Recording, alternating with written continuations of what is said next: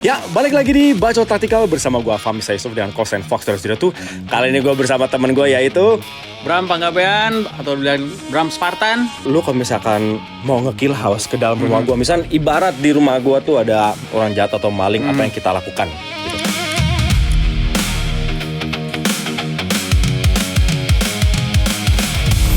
We've lost all contact with Disciple 5. Check it out, over. Ya, balik lagi di Bacot Taktikal bersama gue Fahmi Saisuf dengan Kosen Fox terus tuh. Kali ini gue bersama temen gue yaitu Bram Panggabean atau bilang Bram Spartan. Anjay, lu call sign lu apa sih? Spartan 6. Oh iya, Spartan sih. Gue kasih tau dulu, Bram ini teman main Airsoft Gun gue di tahun berapa ya anjir? 2012, 2013 ya? Sekitaran segitulah. Bram ini adalah ketua dari klub Spartan Airsoft Gun. Jadi dulu ada klub Airsoft Gun yang namanya Spartan dan itu cukup terkenal. Dan mereka tuh terkenal dengan taktiknya, mainnya tuh bagus banget, rapi. Dan ketika gue jadi marshal, gue itu saksi hidup cara mereka main kayak gimana. Gue sengaja ketika gue jadi marshal, Bram, waktu di Plaza Serpong, gue sengaja deketin lo. Gue pengen tahu cara mainnya kayak gimana gitu, karena ngehit orang ini gimana caranya gitu. Gue akui pada saat itu taktik klub Spartan, gue tuh ngeliat kayak satuan tempur gitu. Nah, yang mau gue tanyain, lu dulu latihan sama satuan tempur atau enggak? Ya, jadi awal-awal berdirinya Spartan itu kan kita namanya juga baru pertama kali main Airsoft ya. Cuman taunya, wah main Airsoft pengen beli-beli unit segala macam gitu kan. Nah, terus lama-lama ayo belajar gitu kan. Diajarin sama tim Kostrad Lintas Udara 19 gitu loh.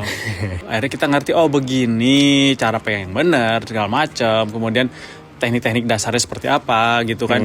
Itu awalnya oleh mereka. Lu bisa kenal semua orang dari sana tuh gimana tuh? Jadi emang teman-teman dari Spartan sendiri ada yang punya kenalan. Kemudian diajak, gue bisa nih, kita bisa diajarin nih sama anak-anak dari Kostrad gitu kan. Mau nggak? Ya mau lah kita bilang kan. Ayo. Akhirnya arrange waktu dan akhirnya ini.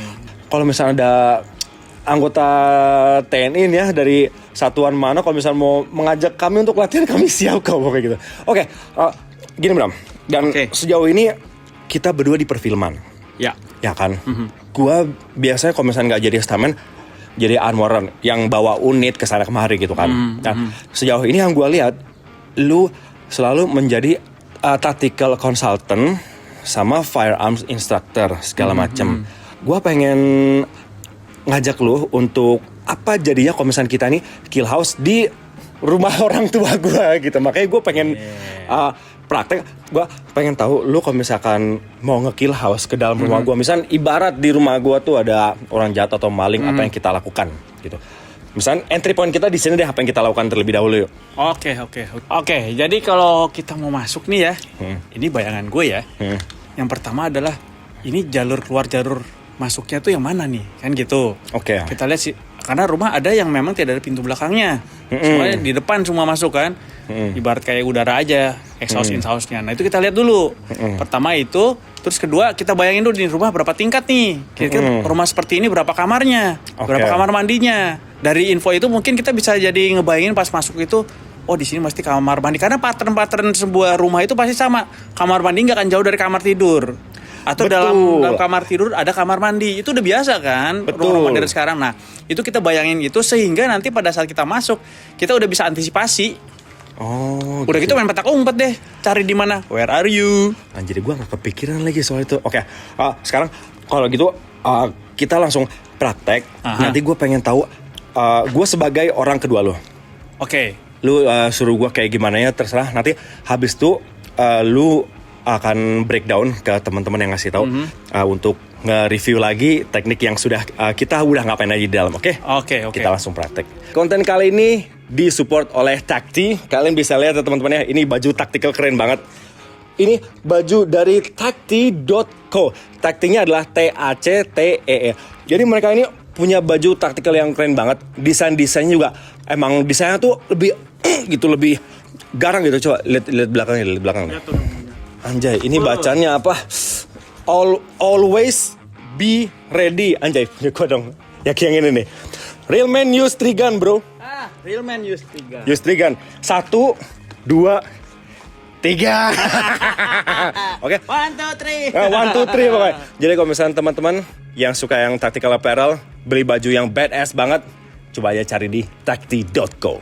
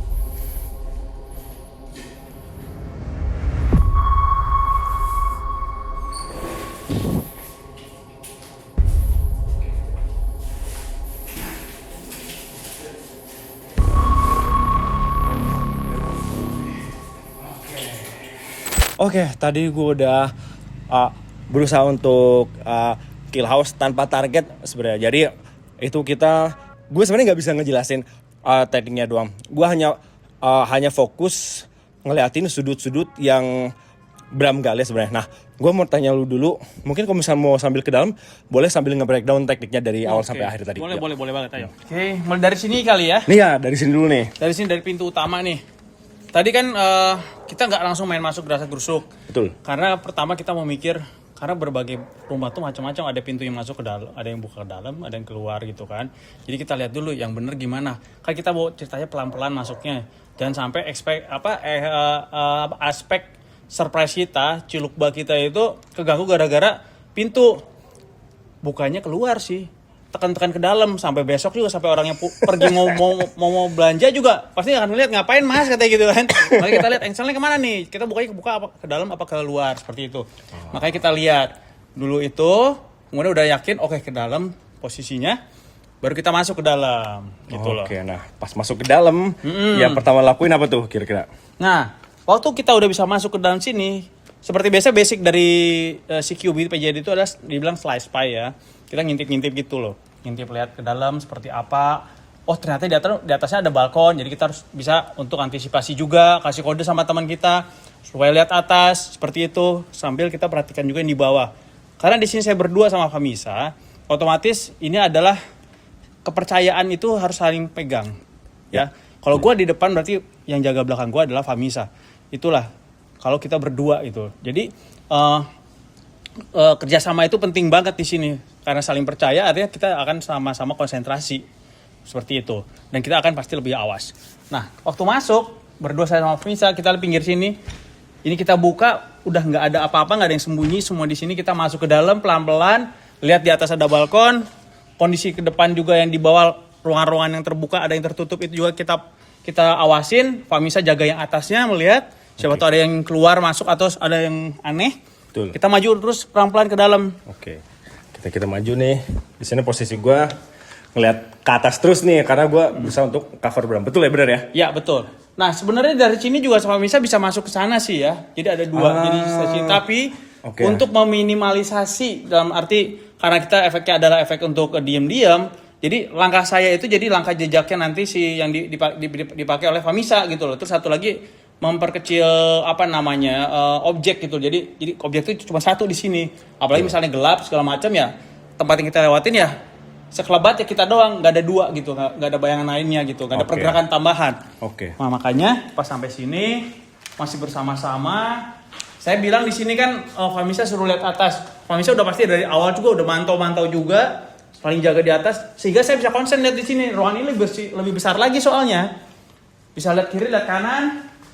Kemudian saya lihat yang lebih berbahaya adalah ini karena di situ tangga kalau orang turun step ke bawah pasti Famisa akan dengar.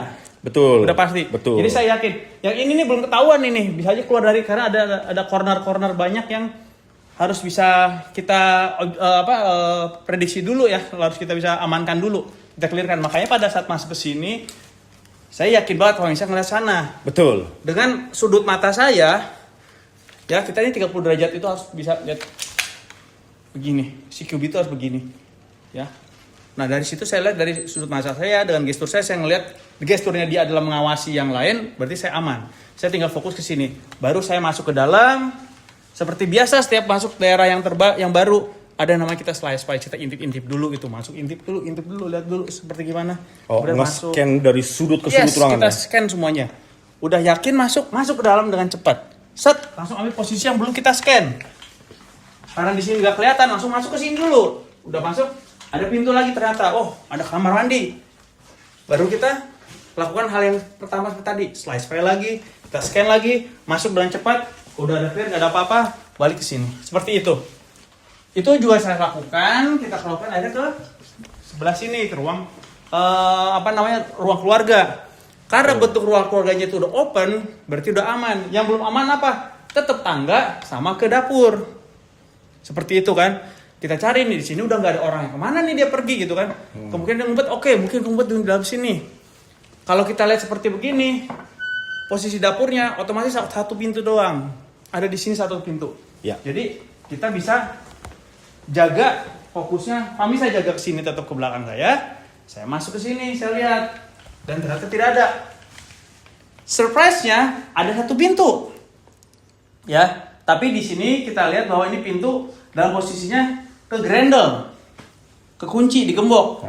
Jadi nggak mungkin saya ngajar sana karena gimana sih caranya dia untuk mengunci dari dalam sementara dia kabur keluar? Nggak mungkin kan? Kita cariin cepet dulu, logika aja, langsung keluar lagi kita ke sini. Gitu, baru kita objeknya adalah targetnya berikutnya adalah ruang atas. Oke, kita ke ruang atas nih. Waktu masuk ke ruang atas juga sama, kita akan melakukan scanning. Scanningnya supaya juga dari atas sedikit demi sedikit kita lihat dikit, karena kita naik ke atas takutnya ada yang nungguin kan. Jadi pelan-pelan lihat bintik-bintik dengan posisi arah muzzle kita tetap ke atas, awas, waspada, terus ke atas, ke atas, ke atas, ke atas, sampai akhirnya kita di atas ini mendapatkan beberapa ruangan. Nah, kita waktu masuk ke dalam ruangan ini juga sama seperti kita masuk dari awal depan. Tetap kita harus baca situasinya, kita tetap scan. Karena di mana kalau PJD atau CQB itu yang pertama adalah scan dulu. Karena kita nggak tahu itu rumah siapa. Kita Betul. masuk nggak mungkin kita langsung masuk tahu tempatnya seperti apa. Ya paling gampang adalah adaptasi scan. Mungkin kita dapat denahnya, tapi denah sama realitas kadang berbeda. Betul. Seperti itu, ya. Betul sekali. Makanya harus tetap awas. Terus kita dari situ kita berlanjut ke sini kan ya. Nah, di sini ada 2 pintu, pintu tertutup ini akan kebuka. Yang pintu terbuka di sini ya, pintu terbuka ini. Saya nggak berani langsung masuk. Bisa aja dia sengaja dibuka untuk ngambil posisi untuk menembak, contoh atau menyerang gitu kan. Jadi kita juga masuk gak waspada. Walaupun di sini juga ini bisa kebuka, itu namanya ada seperti 50-50 lah. Tapi karena saya punya backup, ada mengawal saya di belakang. Ada apa-apa saya lagi nyerang ke sini, masih ada Fahmi saya di belakang. Betul. Pintu kebuka, Fahmi saya yang hajar. Gitu loh. Di sini saya masuk ke dalam, masuk ke dalam sini, kosong nggak ada apa-apa. Fahmi saya juga masuk, cover, baru kita ke next door. Dan di sini kita menemukan lagi di dalam ruangan ini adalah kamar mandi lagi. Kita masuk lagi, kita cari lagi ke kamar. Seperti begitu, dan setelah semua udah clear, kita yakin bahwa rumah ini bersih dan orangnya udah pergi mungkin atau memang tidak di sini, ya udah tos sama Oke. Nah, ini yang jadi pertanyaan gue sih sebenarnya.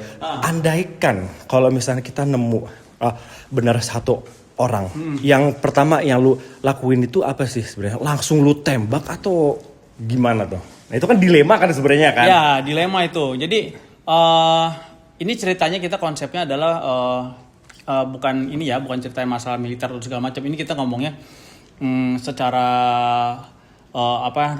secara CQB ya, CQB.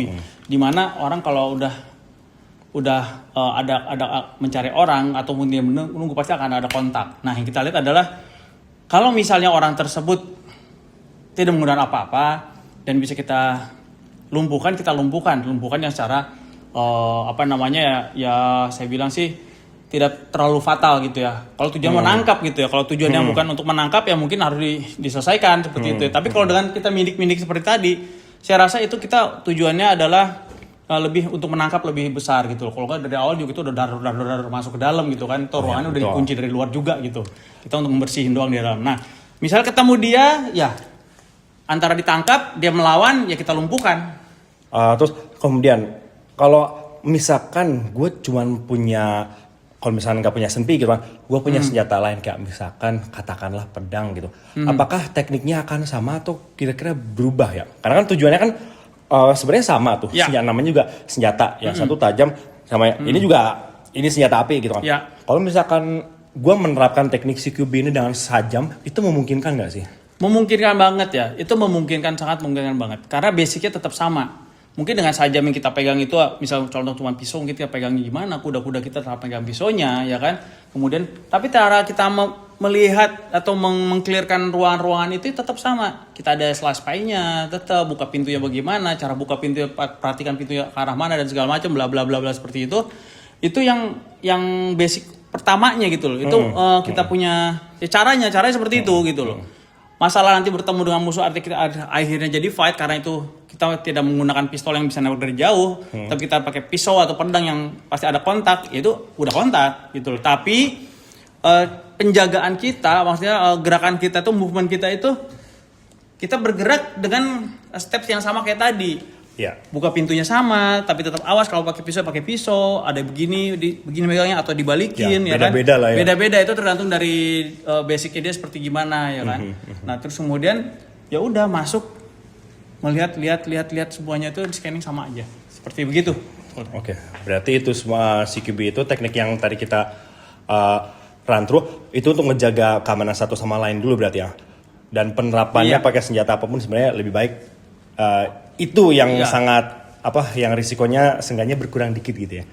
Iya, kita harus minimalisasi resiko kita dengan cara yang tadi saya rasa itu udah sangat membantu ya kan. Tergantung nanti kita menggunakan apakah bat, softball ya kan, atau apa itu besi yang kita pegang, tapi tetap masuknya tetap dengan gerakan-gerakan yang saling mengawasi gitu. Oke, sama terakhir gue mau diskusi sesuatu karena kita kan udah maju banget nih teknologi. Ya. Untuk mengetahui posisi lawan, kalau misalkan yang recon itu adalah drone, sangat membantu atau enggak?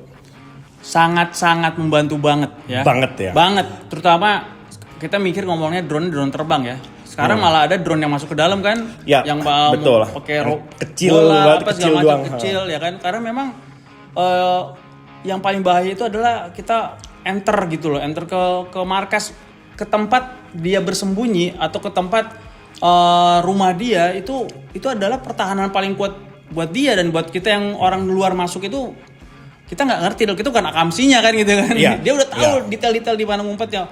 Nah, gimana caranya supaya udah tahu duluan, kalau bisa rumahnya langsung di print 3D kali pakai denahing segala macamnya, ada visual gitu kan, hologram ya kan, supaya tujuannya cuma satu, itu dalamnya apa aja sih gitu loh.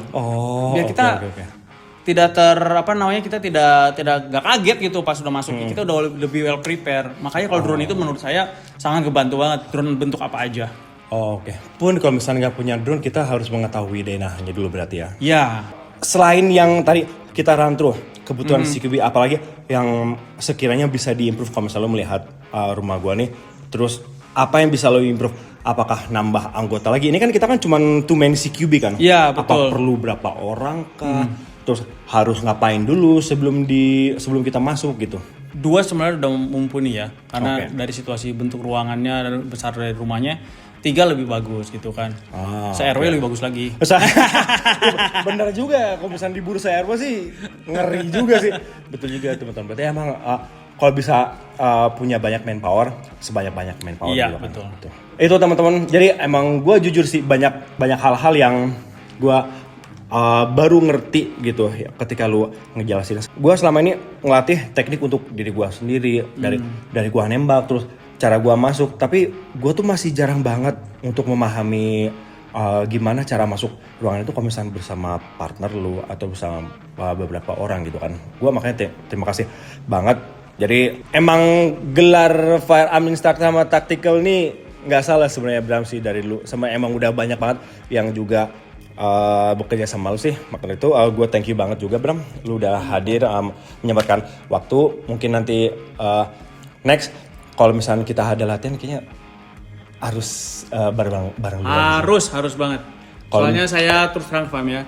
Tadi pas masuk itu aja dengan melihat sedikit gestur lu di belakang gue udah nyaman banget. Artinya oke, ini tag team gue nih. Ini cakep nih, gue berdua sama dia udah oke nih gerakan-gerakannya. Gue gak perlu mikir lagi kemana-mana. Gue harus bilang lagi, Fam awasin yang kiri tuh Fam kanan. Gue cukup kasih tahu yang balkon karena balkon bahaya. Ya kan, itu satu yang di luar jangkauan kita. Gue cuma kasih tangan, kodein di atas.